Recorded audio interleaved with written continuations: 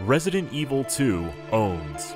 Now that this remake has been out in the wild for a few months, I wanted to take the time and compare it to another remake that's on the horizon, and that is the Final Fantasy VII Remake.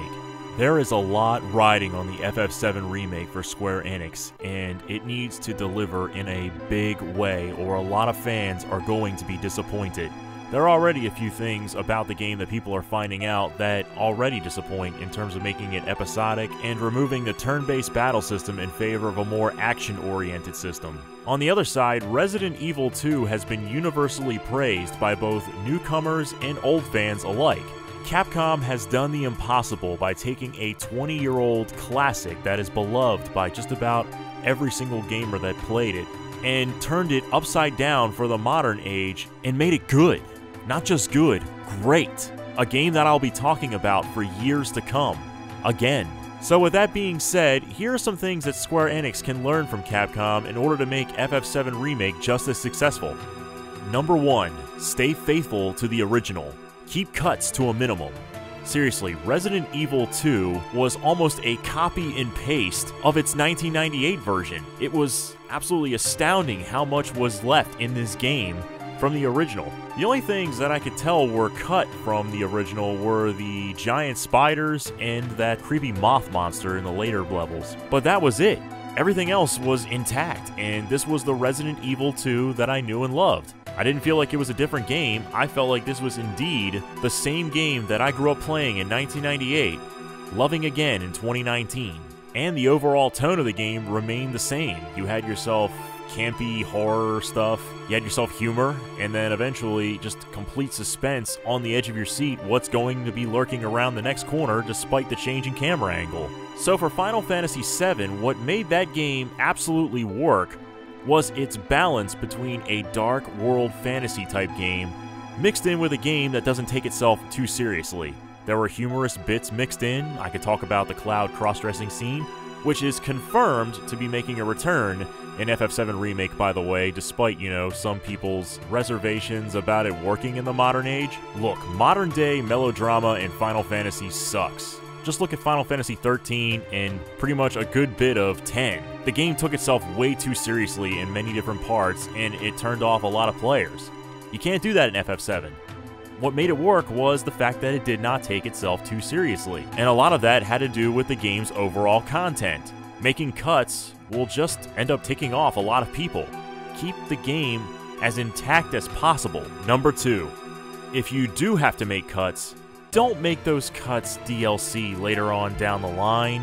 If there were extra modes, like let's say an extra gold saucer minigame or two that you did not think would work in a modern setting for a video game, then take them out and leave them out entirely, because charging for things that were in the original game as DLC will completely rub fans the wrong way, and you want to be able to appeal to the fans of the original game that have played it throughout the years and throughout the many times you have ported it, including just recently for the Nintendo Switch. During Resident Evil 2's development, there were many fears that both the Forced Survivor mode and Tofu mode would have been taken out by Capcom and then made as paid DLC later on down the line. I mean, that was a realistic concern given Capcom's history as of late, but they ended up not only including the Forced Survivor and Tofu modes in the game, they did it from day one in the base game. All you had to do to unlock them was, ding ding, play the game. What a novelty concept. Square Enix should do the same thing with Final Fantasy VII. If there's anything that they do have to cut, don't leave it as DLC. Get rid of it entirely if you have to. But as I said in the last point, keep your cuts to a minimum. The one exception to this rule is Capcom did offer the original soundtrack to the original game as downloadable content later on, but you know what, that's okay, because at the end of the day, it was only $5, and extra work had to be put on top of the work that was already done to get that into the game. I mean, someone had to reprogram all that music and get the timing right so that it didn't affect your experience, and it worked. If Square Enix wants to offer the original soundtrack to the 1997 version of the game, that's okay. Number 3, revamp the combat and switch things up. Now, Resident Evil 2 has an advantage here, because they had a system in place that was proven to already have worked. Resident Evil 4's over-the-shoulder combat was critically acclaimed, spawned many clones that totally revamped the third-person shooter genre even to this day, and that game came out all the way in 2005, so Resident Evil 2 indeed had a distinct advantage here.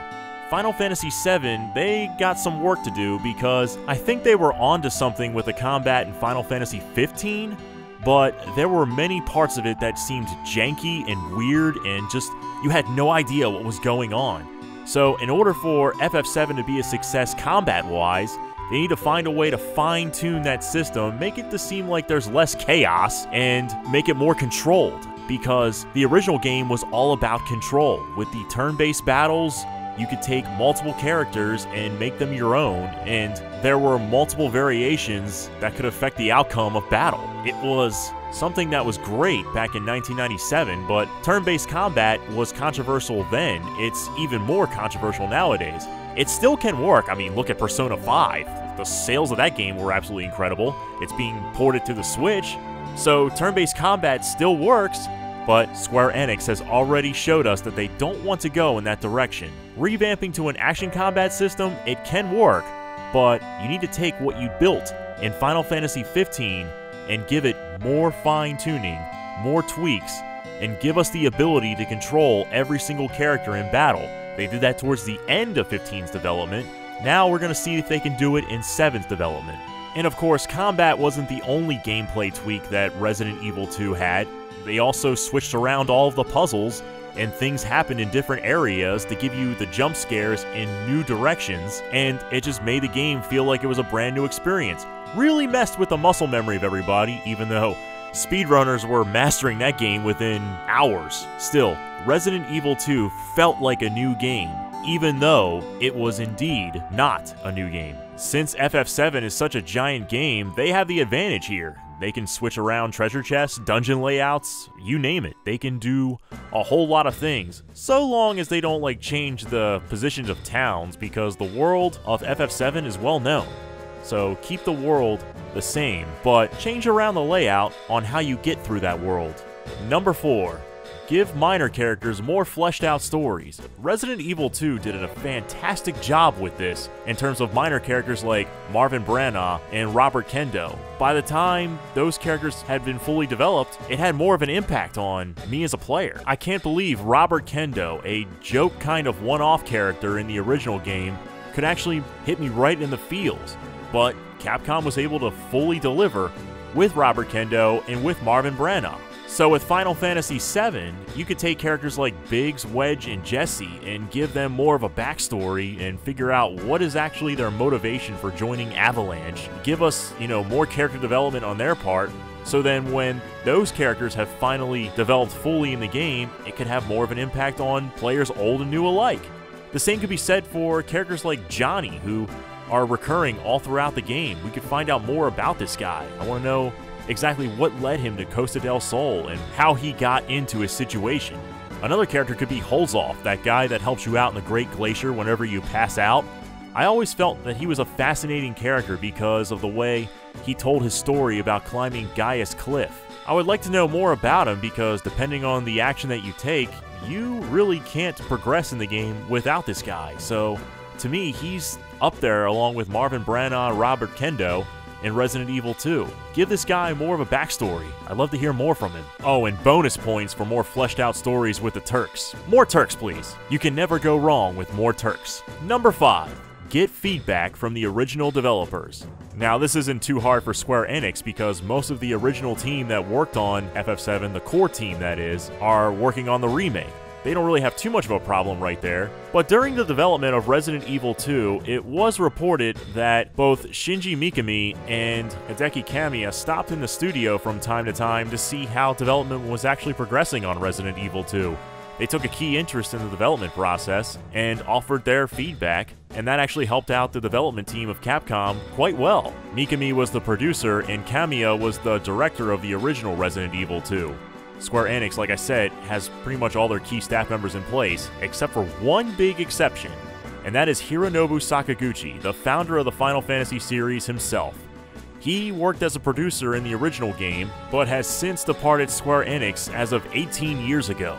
However, for Final Fantasy XV, Sakaguchi actually played it and offered his respects to the development team, saying that Final Fantasy XV actually felt like a Final Fantasy to him. And that felt the same way to me as well. I haven't been this blown away by a Final Fantasy since 10, and that was, ironically, the last game that he actually had a hand in. So I feel like Sakaguchi still knows his stuff in terms of what makes a Final Fantasy game a Final Fantasy game. Many would argue that Lost Odyssey is the real Final Fantasy XIII. I am one of those people. So it would be nice if the development team got Sakaguchi's input from time to time during the development process of Final Fantasy VII Remake.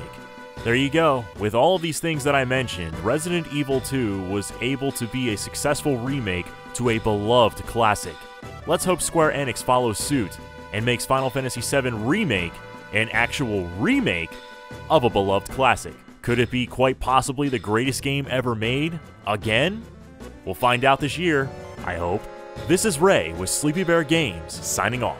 Can you bear to see the planet suffer? Cloud.